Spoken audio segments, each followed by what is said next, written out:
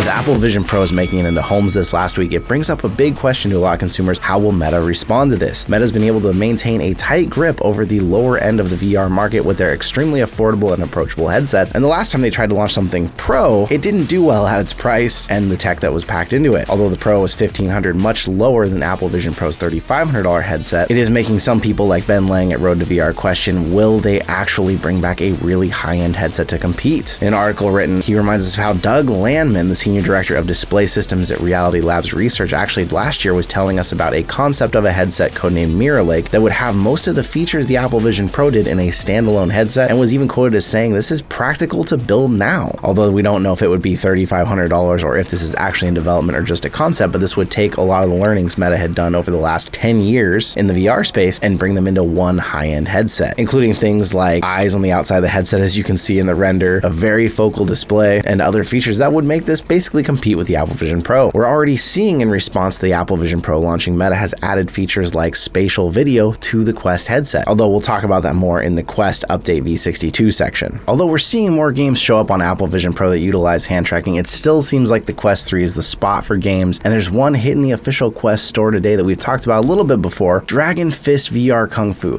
This is a fighting game that people have compared to Mortal Kombat VR. This is one where you're using the controllers and your actual hands to fight hand-to-hand combat. It's now dropping the new multiplayer mode, new art style inside the game, and although the game had been in development with different betas over time, it's got a high rating and about 4.8 ratings with 140 ratings. 86% of those are 5-star ratings. People saying it's one of the best fighting games on Quest. People saying it's Kung Fu fighting in VR. People saying they're finally getting to live out their dreams when they were watching Kung Fu movies back in the day. Now they're inside of one. If you're interested in checking out this game or the new updates, I'll leave a link down below in the comments and description to hit that up and get it for yourself. A big thanks to Click Games for sponsoring today's news and for continuing to roll us good games like this, the super popular Monkey See, Monkey Doo-Doo. Make sure you check them out. Quest software update V62 is out, and it brings some decent quality of life improvements to the Quest. Definitely nothing insane, or it's not the biggest update ever, but as we had talked about in the last news roundup, it looked like spatial video playback was coming to Meta Quest, and now it's actually out. So this means if you have an iPhone 15 or 15 Pro Max and you want to see what spatial video would look like without that $3,500 Apple Vision Pro, you can now film that video spatially on your iPhone and get it over to your Quest pretty easily to watch it stereoscopic 3D. If you're interested in making this happen on your Quest, I'll leave some links down below for how-to guides to actually do this. Although if you're interested in this, and even without an iPhone, they have made some files available on the Quest headset now in the spatial videos section of the files menu. There are now demo videos so you can see what this looks like even without an iPhone. There's some other little features that came along also in V62. Now the Meta Quest browser supports web-based games, external gamepads, including some of the popular PS4 and PS5 controllers, and obviously more controllers allowed for the Xbox Cloud Gaming beta. You can stream directly to Facebook, although that's been a thing for a while. I don't know if anybody really cares about that. But a big one that we've been waiting for is YouTube live streaming will now be possible directly from the Quest and with the chat from YouTube showing up inside the headset. This is something that really excites me because for a long time now, it's been so hard to live stream through any headsets, especially as we saw the PSVR 2 drop the feature to be able to read the chat inside the headset like the PSVR 1 had. And if you're doing more Quest games through standalone, it was very difficult. So what do you think? Does this mean we should start doing some live streams again? I'd love to get back to it. It's been a really long time. Another improvement is a simple one. You might barely notice it, but now there's quick actions, single gesture with your hands. Instead of having to hold your fingers in a pinch before like you did and navigate over to part of the menu, now you just do a short pinch to show and hide the universal menu. And this works better now, especially as the menus have been more clickable with your finger instead of having to try to aim with your hand for a gesture. If you like the old way, you can go into settings, movement tracking, expanded quick actions, and you can switch it back to the old way, although this new one does seem a lot better. At least V62 brought some fun little updates, but it's going to be interesting to see what more comes as Apple Vision Pro features get refined, what comes over to the Quest 3 as well. For those of you who are hoping to save up and get a Quest 3, there's some good news now about Asgard's Wrath 2 coming free with the Quest. That offer has actually been extended now through March. It was set to end this month. It was no longer going to be that you could get Asgard's Wrath free, but now you can still get it, saving you $60 on the game, of course, if you didn't already buy it for Quest 2 or something. This is one more deal to sweeten if you're still waiting, thinking about upgrading to that Quest 3. And we started to see a few very little sales here and there, so who knows, maybe next month we'll see some sort of little deal on the Quest 3 that'll bring that price down with this game, and that maybe closer to that $400 mark. We'll keep you posted here if anything shows up. If you're not looking to buy that Quest 3 quite yet, but you're still interested in getting one or trying to get one, we still have 10 days left on our Quest 3 giveaway. I think this is now the third or fourth one we've given away since this first launch. We actually had also just teamed up with Resolution Games to give away some Racket Club games and some merch, and it turned out the person who won the merch box and the game actually didn't have a headset, so we were able to just go ahead and hook them up all the away in Singapore with another Quest 2. I love being able to do these. Obviously, the Quest 2s, the Quest 3s, Meta no longer gives them to us free, so we do have to fund these ourselves. But thanks to all of you, last year has been so huge. We've reached 69K right now, which is awesome. Thank you again, and there will be a link in the comments and description if you haven't entered that giveaway. Make sure you get entered. You got 10 days left. A free game we've talked to you about multiple times is Horizon Worlds. This is Facebook or Meta's version of like VRChat or Rec Room, and I tried this early, and admittedly, it was not something I found myself spending much time in. Interestingly, now as it's grown, there's actually a huge subset of people that really like Horizon Worlds, a lot of them being of a bit older of an audience, especially for a social VR experience, and now it's actually one of the top 10 most used apps on the Quest. There are even creators who build for Horizon Worlds and actually get paid decent amounts of money for building inside of this, depending on how many people visit their rooms. Topping the list of most popular games, of course, other free big games like Gorilla Tag, Rec Room, VRChat, Roblox, but it does mean that Meta Horizon Worlds is actually starting to push up there and actually get in with some of these big other social apps. And Meta does keep continuing to put more and more into this game, whether those are first party game mini games in it, shooters even, and they've even rolled out 3D asset importing, which means people can actually bring in much higher fidelity graphics items than what they were having to build themselves. What do you think? Does this mean you might actually want to go back and check out Horizon Worlds and see more of it? I know some of you out there keep pushing me to go check it out, so I guess it's finally time to go back in for a visit and see how it's progressed. When Meta started pushing into the whole XR metaverse space, Zuckerberg admitted that it was going to take a huge investment to get this to the point they wanted to go. And now we've got more and more articles pointing out that Meta lost over $16 billion during 2023 on its metaverse push, even in Q4 losing $4.65 billion. But an interesting thing about this figure is although the operating cost in Q4 2023 was the highest it's ever been, so was the revenue. We can see here in this graph from Road to VR that the revenue has actually pushed up for the first time in years, up over $1 billion, nearly $6 billion in operating cost. This is not surprising, especially with how low the price was on the Quest 2, and they've dropped the price lower, and they continue to invest in all kinds of research, development, but it's going to be interesting to watch and keep reporting to you on how this is all going now, especially as we see Apple entering into the space and how much that could actually cost them or profit them based on how well their headset does. Although VR, XR, AR keeps seeming to push closer to mainstream than it's ever been, we're still a long ways off of people wearing headsets continuously out in public, although there has been a lot of people recently wearing Apple Vision Pros just for the shock value. Now that Apple Vision Pros are out in the wild, we've seen them all over the place, from people in cafes wearing them, airplanes, and even one video that went somewhat viral suggesting that somebody was driving their Tesla in autopilot and then got arrested. Although this looks to be debunked, it looks like they staged the part that looks like they got pulled over. It is still raising a lot of attention that people shouldn't be using these headsets even if a car is set to autopilot. Whenever you're in a vehicle on autopilot, you are supposed to still be in control of that vehicle with your hands on the wheel, ready to take over in a moment in case something goes wrong. Obviously, a lot of these people are just looking for some viral attention, trying to wear these in weird spots, see what people's reactions are. But it is interesting, as we're seeing more and more reviewers testing these, how much of your day-to-day life could actually be done through Apple's first generation headset. From people saying they actually felt pretty comfortable chopping up vegetables, probably not something you should recommend doing, to MKBHD saying he even played table tennis and with the response time was able to actually play it effectively. There wasn't too much lag introduced while watching the ball. One of the features the Vision Pro has been criticized for so far was the personas. This is when you scan your face into the headset and it recreates it for FaceTime, for video calls, although already there's a Vision OS 1.1 beta that is saying that it is improving the quality and the realism. We see some screenshots here from designers actually testing the beta and seeing what it looks like from before in OS 1.0 to the OS 1.1. And although these do seem to look a bit better, I wouldn't say it's night and day, the difference. Granted, these are only screenshots, so once we see more video, it might be more apparent. As they're in the wild, we also got to see some teardowns from iFixit, showing us how much is actually packed inside of this headset and how the whole thing is designed. I will say, if you think the eyes look freaky from the outside, you should see that without this outer glass cover. I'll leave a link to the full teardown down below too if you want to check that over on iFixit's page, because it's an interesting watch. Another thing that we were all excited and waiting for was to see when JayBratt Everything got a hold of one of these and tested its durability, finding that the front of the headset is hard to crack but extremely easy to scratch. If you're not familiar with JayBratt Everything, they basically durability test all kinds of different phones when they come out, screens, and they have different hardness tools that go on a scale of numbers, and they'll test as they're scratching into these screens how hard of a material does it take to put a scratch. And on the Apple Vision Pro, a 3, which is a pretty low number in comparison to what the phones can handle, was already scratching it, leaving them to say that even if you have your keys in a bag with this, it likely could scratch the front of the headset. So if you got the Apple Vision Pro, use that front cover they give you, be very careful with it, and don't set it down on the face if you set it on your desk, because even if there's some sand or a rock or something, you could easily risk scratching the front of it. As developers are getting to tinker with it, we're seeing people already getting Steam VR working, although of course you can't necessarily pair up controllers very easily with it, but the idea that maybe the Apple Vision Pro could even be used for sim racing or flight sim is pretty exciting. This is running through some open source Android client app. This is not a simple thing to get it working on Steam VR, although they did post instructions on how to get it on GitHub. And of course, this is very early, so the video does show some jitters, some artifacting, but this has me hopeful maybe someone's going to develop a good app for this that would actually allow this to be a headset for PC use for anything that you still use a mouse and keyboard, a flight stick, or a wheel for. And although some apps, YouTube and Netflix, opted out of being on the Vision Pro, some are switching their minds now, it looks like, and YouTube is going to build an app for the Apple Vision Pro. You could still watch YouTube through the actual browser on your Vision Pro, but they had opted out of letting their iPad app automatically go onto it and be usable there. But they're now telling The Verge that the Vision Pro app is on their roadmap. It'll be interesting to see if Netflix changes their minds. But with all that, if you're curious about the Vision Pro, like I am, but also not probably gonna be able to afford one, like I am, you can actually schedule Apple Vision Pro demos in the stores now. You do need to have an Apple Store ID, so if you don't already have one, you may need to create one, but you can actually schedule demos ahead of time. Something that I'm hoping to do here soon, although I don't have an Apple ID, so I need to create one, or maybe see if John wants to use his. With all that going on, a lot in the VR space, a lot happening, another exciting week to talk about with all of you. Where are you at right now? Are you satisfied with your Quest 3? Are you still rocking the Quest 2, but are you getting more tempted with the Quest 3 as we're seeing more and more come out for it? Or are you one of the few people that got the Apple Vision Pro, and if so, how are you feeling about it? I'd love to know in the comments down below.